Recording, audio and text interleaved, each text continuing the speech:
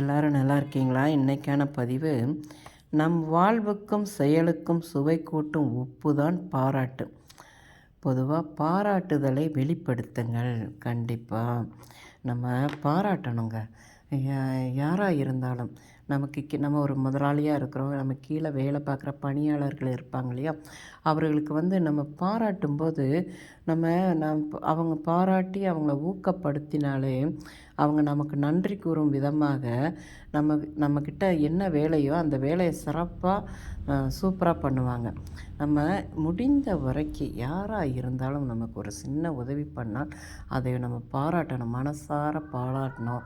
அப்படின்னா நம்ம மனசும் சந்தோஷமாக இருக்கும், அந்த பாராட்டை பெற்றவர்களும் சந்தோஷமாக இருப்பாங்க. ஒரு சில பேர் இருக்காங்கங்க, அவர்கள் என்னென்னா பயத்தினால யாரையும் பாராட்ட மாட்டாங்க. பாராட்டுதலை சாதகமாக்கி கொள்வார்களோ என்ற அச்சத்தால், பயத்தால் பல நேரங்களில் யாரையுமே அவங்க பாராட்டுவதில்லை. அதை விட முட்டாள்தனம் இந்த எதுவுமே கிடையாதுங்க.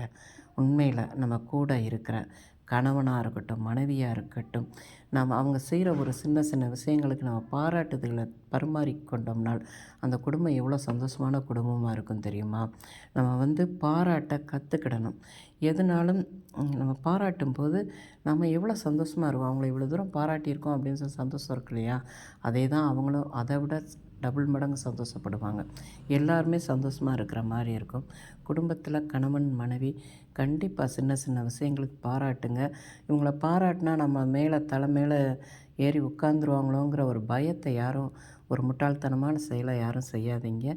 எப்பயும் குடும்பம் சந்தோஷமாக இருக்கணும்னா ஒருத்தருக்கு ஒருத்தர் பாராட்டி சந்தோஷமாக இருந்தால்தான் நம்மளுடைய பிள்ளைகளும் அதே நம்மளை மாதிரி ஃபாலோ பண்ணி வளருவாங்க. பார்த்துக்கோங்க.